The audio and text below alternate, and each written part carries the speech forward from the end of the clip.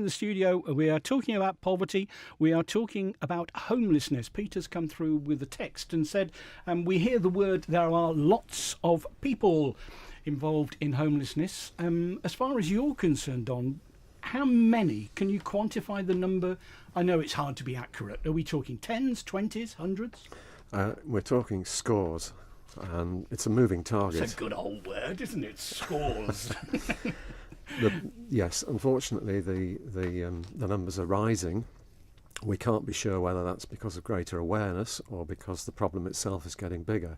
But to give you an example, in September, we peaked this year with 95 open cases, which was 20% up on 2017. And in November, we had 85 cases. 70% of them needed either housing or rehousing, and 35% were without any fixed abode. So that's quite serious numbers for a small island. Were you able to help? Of course. Good. Very much so. And I think it's important to say that we don't create dependency. So we aim to get people back on their feet as soon as possible. And normally we can achieve that within perhaps 2 or 3 visits. So long term, there are very few people that need sustained help over a long period of time. As far as Graih is concerned, Erica, would you agree with that? Scores? It's a bit hard to define scores because 8 is scores as well, but 20, 40, something like that?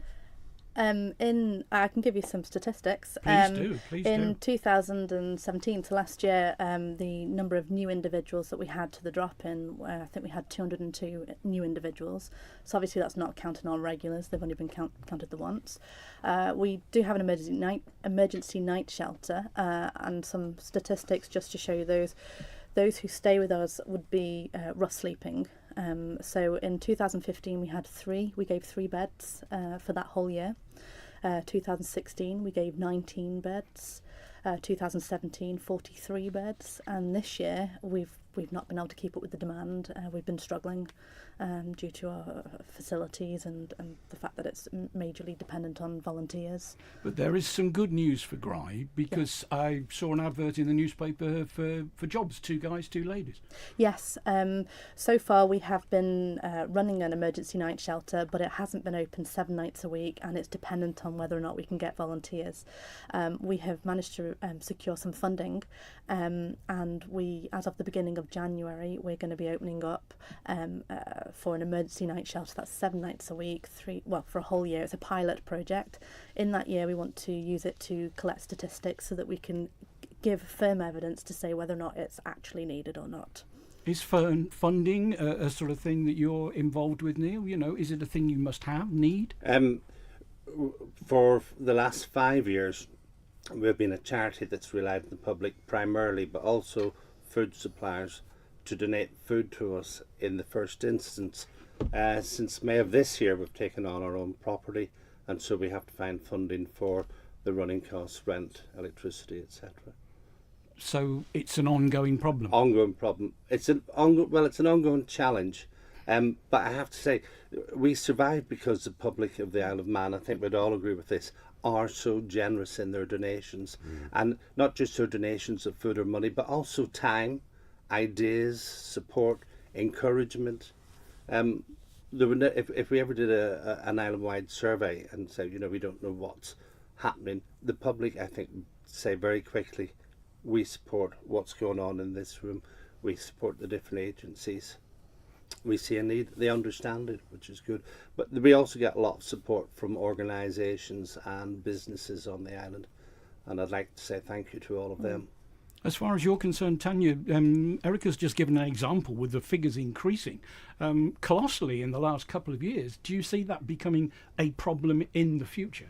It certainly will be if we don't try and stem it now and make sure that the resources are allocated appropriately, yes. That's something, again, though, that we'll have to look forward to the recommendations that come off the back of our select committee.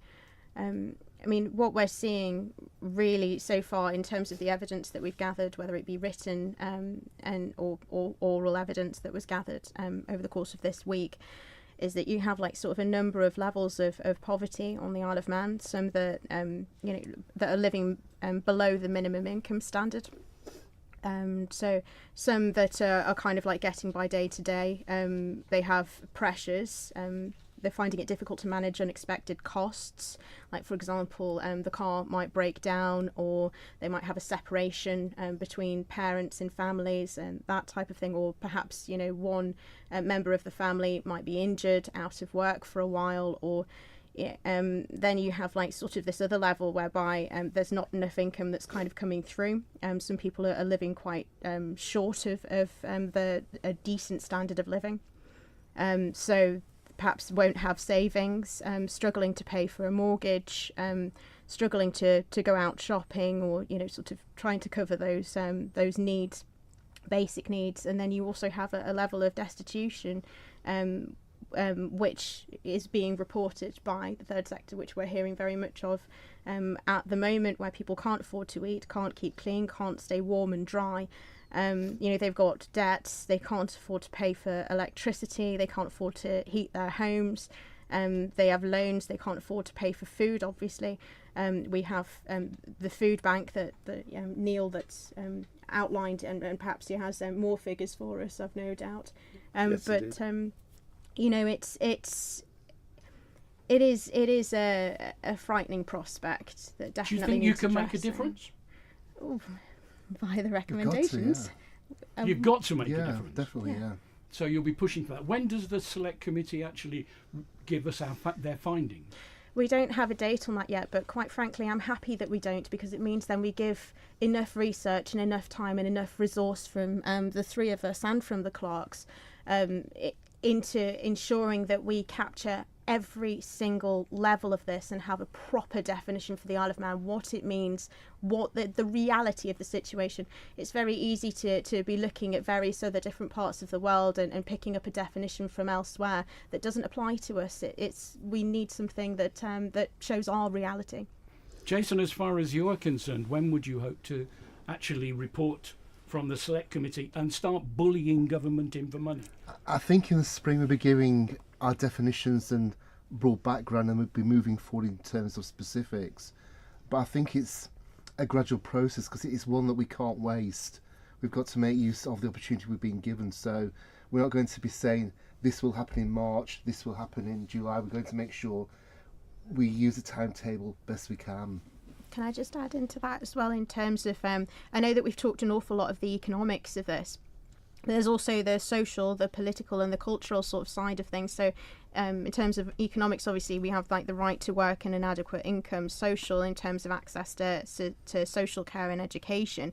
The political, sort of the freedom of thought and expression and the ability to be able to express those. The cultural as well, in terms of actually being involved in community life. And I think that quite often some of those aspects are kind of missed.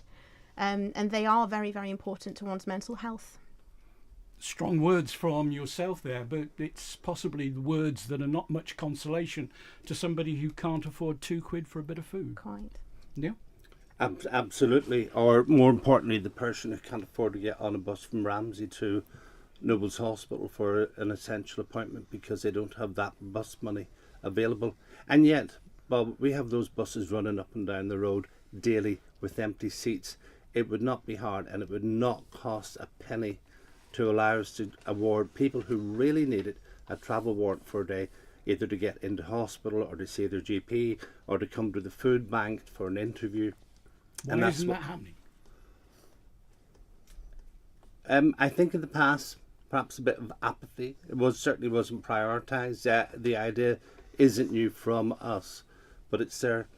I think the island's had a great history politically. If we look at votes for women in government, reducing the age for voting, there's a lot of positives. Why not be the first nation to come up in Europe and say, let's have a right to food, or at least a right to a reasonable level of food on the island?